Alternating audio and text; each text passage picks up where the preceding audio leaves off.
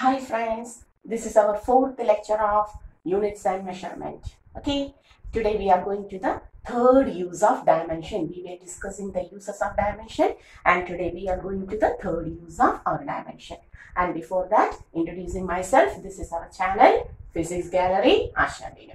Okay, so in the third use of, what were the first two uses? The first one is to check the correctness of an equation by using the dimension, and the second one was to convert a unit from a given system to another system. Okay, and in the third use we will find the relation between different physical quantities. We will find the relation between different physical quantity. In order to understand that, we will go to the questions, then it will become clear. Suppose a question is given like this. The force F acting on a rotating body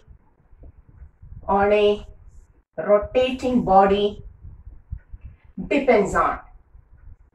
It is given that a body is rotating and the force acting on that rotating body depends on. First one, the mass m of the body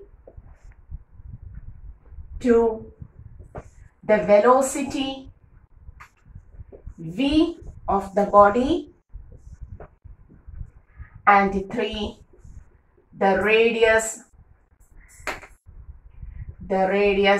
r of the circular path. Okay, so a body is rotating and a force F is acting on it. It is given that force depends on which quantities? The mass of that rotating body, the velocity of that rotating body, and the radius of that circular path through which it is rotating. Okay, so we have to find how force depends on mass, velocity and radius. How force depends on mass, velocity and radius. Okay, so for that we are going to use the dimension. That is, we are assuming the force is directly proportional to m raised to x. What is this x? We don't know. It may perhaps m raised to 1. Sometimes it may be m raised to 2. Sometimes it may be m raised to 1 by 2, m raised to minus 1, whatever may be. That value, that power decides how force and mass are related. Okay. Then we are assuming force is also directly proportional to v raised to y. M raised to x, v raised to y, and similarly r raised to z. Assume that F is proportional to m raised to x, v raised to y, and r raised to z. In order to convert the proportionality, we will take a constant. For example, a constant k. K, m raised to x, v raised to y, and r raised to z. Is it clear? Okay. And according to our principle of homogeneity, the equation is correct if the dimensions on both sides are same. The equation is correct if the dimensions on the both sides are the same. That is, we have to write the equation on both sides. What was the equation for dimension of force? F is equal to, what was the dimension of force? F is equal to m into a.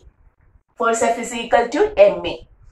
That is mass into acceleration, Lt raised to minus 2. F is equal to ma, m, L, t raised to minus 2. m1, L1, t raised to minus 2.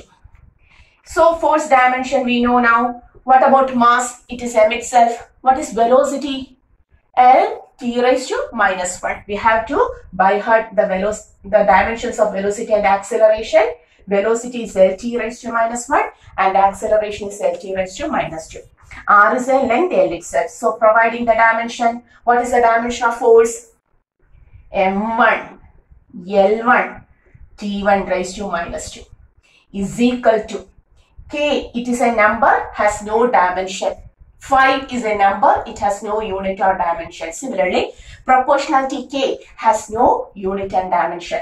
Now, M, capital M raised to x, mass.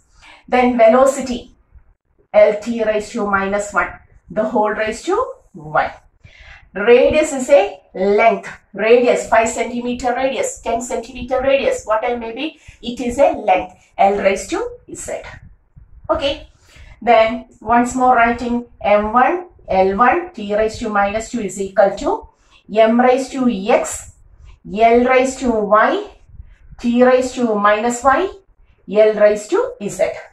Okay. Once more M1, L1, T1, T raised to minus 2 is equal to M, only one time. So M raised to X.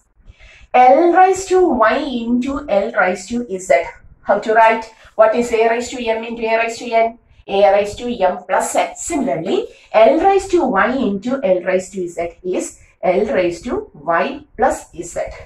And finally, T raised to minus 1. Is it clear? Is it clear? Just equating the dimensions on both sides. According to the principle of homogeneity, if the equation is to be correct, the dimensions on both sides will be same. That's why we are taking so.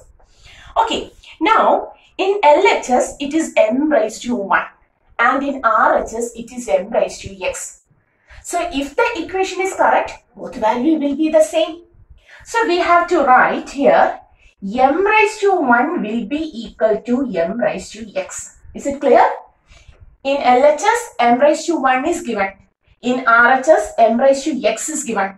So if the equation is correct, both will be the same value. Both will have the same value. We have to write M raised to 1 will be equal to M raised to X or X is equal to 1. Okay, what is the value of X? X is equal to 1.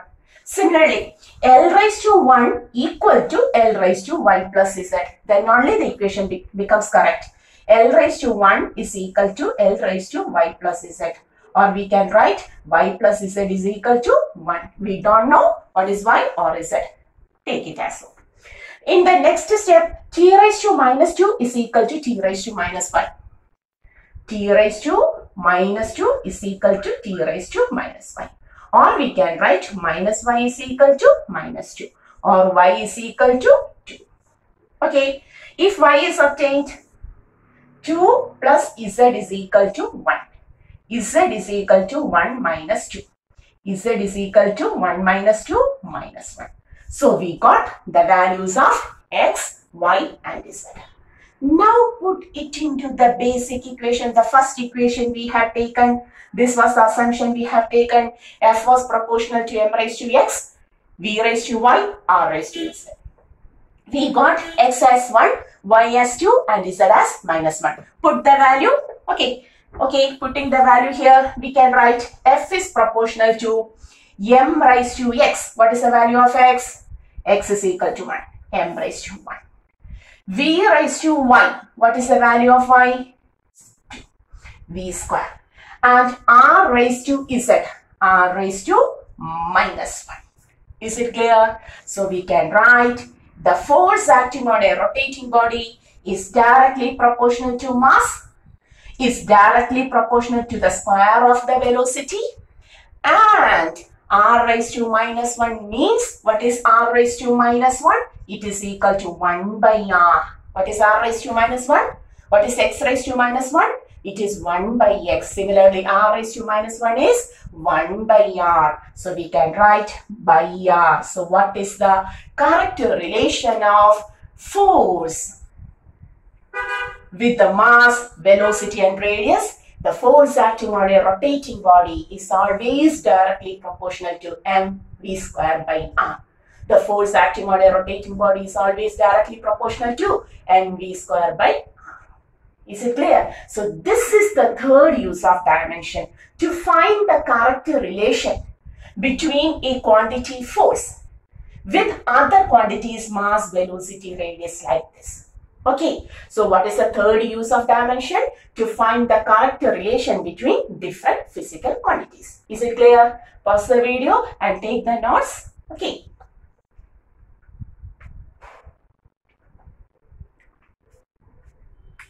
Okay, so I am going to rub this. We are going to the second question based on the same use.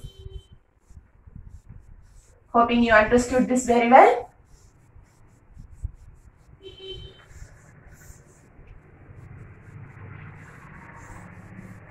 Similarly, in another question, it is given that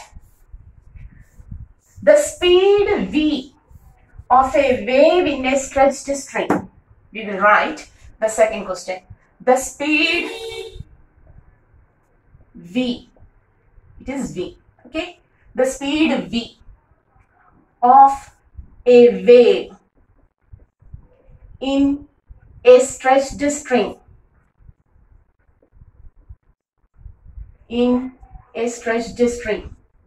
okay, depends on, the question is given like this.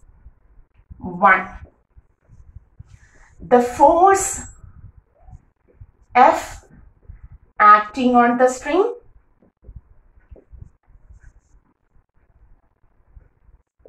okay. 2.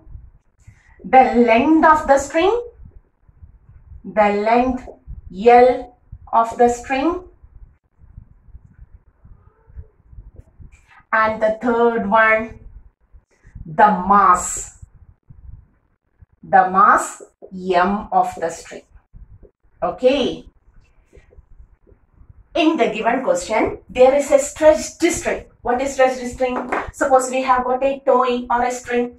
We have tied it on both ends in a stretched way. Like this, the way the string is stretched like this. And give a jerk on the string, just a jerk provide on the string. We can see the waves created in the string. The waves are created in the string like this. Suppose this is a string which is tied on the both end, stretched string. Just to provide a jerk here, what happens? A wave is created in it. That wave velocity, the speed of a wave in the stretched string, okay, the wave travels with a speed v. That speed depends on, they have provided that the speed v depends on, the speed of the wave depends on which quantities? The force acting on the string, the length of the string L, and the mass m of the string. You have to find how the speed depends on these three quantities. Okay, so for this, we will use the dimension. How to write? As earlier, here we will write the speed v of this wave in the string depends on force raised to x. We don't know what is x. Length raised to y. And mass raised to z. Okay, so v is proportional to f raised to x, L raised to y, m raised to z. This is our basic equation. Okay, in order to convert the proportionality, provide a constant, some constant k. F raised to x, L raised to y, m raised to z. Now, providing the dimensions on both sides according to the principle of homogeneity, if the equation is correct, the dimensions on both sides will be same. Okay, so velocity L t raised to minus 1 in full m0 L1 t raised to minus 1 is equal to, k is a constant, no dimension. Force mass into acceleration, mass m, acceleration Lt raised to minus 2, the whole raised to x. Okay, length L itself raised to 1, mass m itself raised to z. Okay, once more writing m0 L1 t raised to minus 1 is equal to m raised to x, L raised to x, okay, t raised to minus 2x, L raised to y, m raised to z. Once more, m0 L1 t raised to minus 1 is equal to m. So we will write m raised to x plus z. Is it clear? M raised to x into m raised to z. M raised to x plus z. L raised to x into L raised to y. L raised to x plus y. And t only one time, so t raised to minus 2x. Is it clear? Is it clear? And if the equation is correct, the dimensions on the both sides will be same. Therefore, we will write m raised to 0 will be equal to m raised to x plus z. Okay, or x plus y is equal to x plus y or z. Sorry, z. X plus z. Is it clear? So m raised to x plus z is equal to 0. Okay, next step. L raised to 1 is equal to L raised to x plus y. L raised to 1 is equal to L raised to x plus y, or x plus y is equal to 1.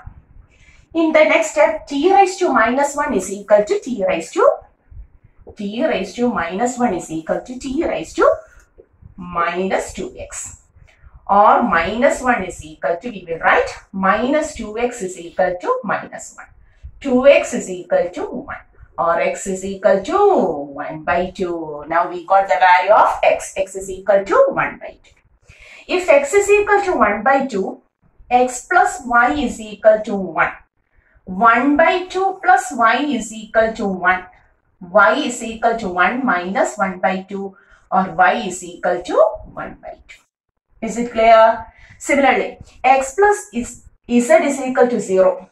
That is 1 by 2 plus z is equal to 0. Z is equal to minus 1 by 2. We got the values of x, y, z. X is equal to 1 by 2, y is equal to again 1 by 2, and z is equal to minus 1 by 2. Now put the values on the first equation. What was the equation? V is proportional to f raised to x. X is 1 by 2. L raised to y. Y is again 1 by 2. M raised to z. M is raised to minus. What is power half? What is power half? X raised to half is equivalent to root x. Okay. X raised to half is equivalent to root x. Root x is written as x raised to half. So, this is root f. This is root l. This is also root l. But there is a minus sign that is on the denominator. We will write f is proportional to, all of the quantities are inside root.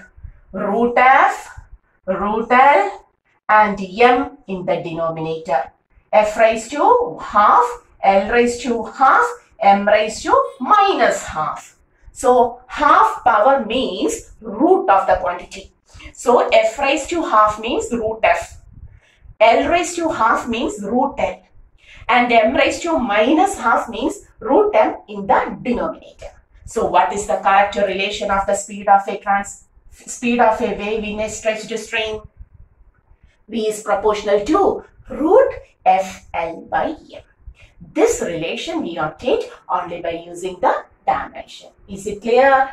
So this is the second use of our dimension, to find the relation between different physical quantities. We don't know what was the relation between the speed of a transverse wave, the speed of a wave. That wave is called as a transverse wave.